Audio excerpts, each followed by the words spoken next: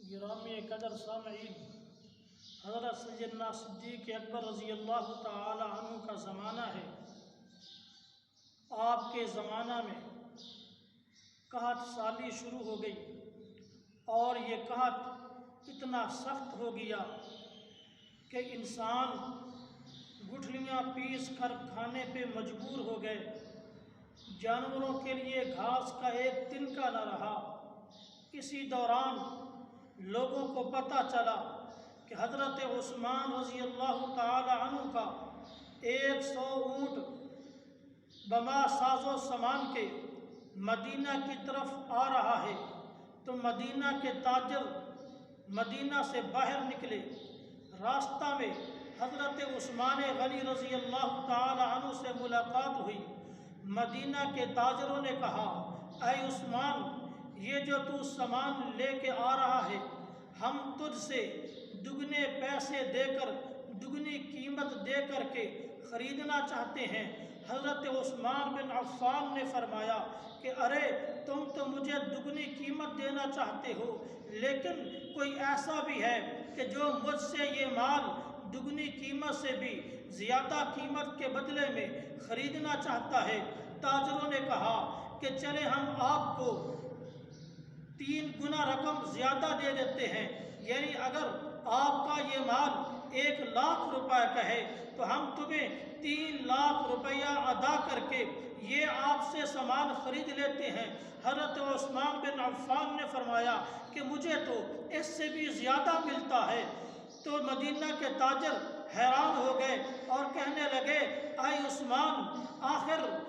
مدینہ کے اندر ہم سے بڑا تاجر کون سا ہے جو تجھ سے اتنی بھاری قیمت کے بدلے میں یہ سامان خریدنا چاہتا ہے؟ حضرت عثمان بن عفان نے فرمایا کہ وہ کوئی انسان نہیں ہے بلکہ ذاک هو اللہ، وہ اللہ ہے جو مجھ سے یہ سامان 10 گنا کے بدلے میں خریدنا چاہتا ہے، جس نے اعلان کیا ہے من جاء بالحسنۃ فلہ 10 امثالها، کہ جو شخص ایک نیکی کرے گا، ایک کا ثواب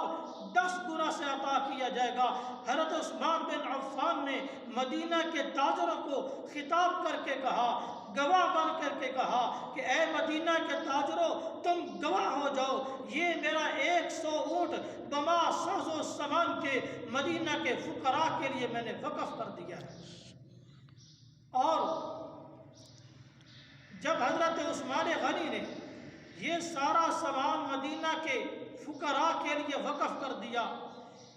اپنے غلاموں کو حکم دیا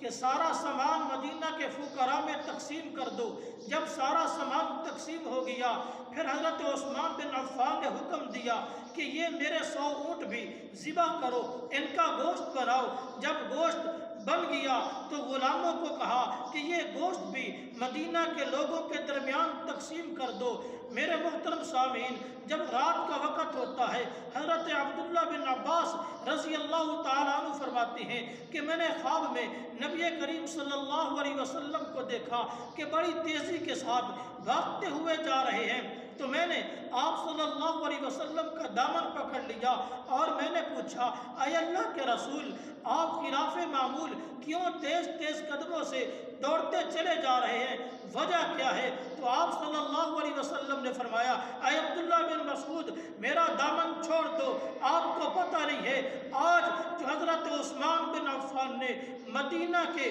فقراء میں، مدینہ کے لوگوں میں اپنا مال تقسیم کیا ہے، یہ حضرت عثمان بن عفان کا صدقہ اللہ رب العزت کو اس قدر پسند آیا ہے کہ اللہ رب العزت اس صدقہ کے بدلے میں حضرت عثمان غنی کا جنت کی ایک بہت بڑی اعلیٰ اور عمدہ حور سے نکاح کر رہے ہیں، اور میں اس نکاح کی تقریب کے اندر جا رہا ہوں۔